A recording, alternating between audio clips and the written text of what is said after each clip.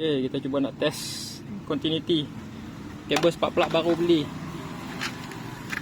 Okay, dia bunyi macam ni patutnya. Ada ni satu spark.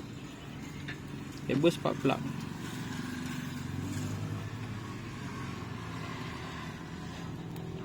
Tak ada bunyi. Kenapa tak ada bunyi? Bila siapa boleh jawab?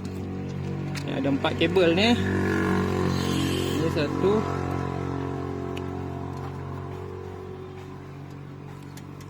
Ini satu.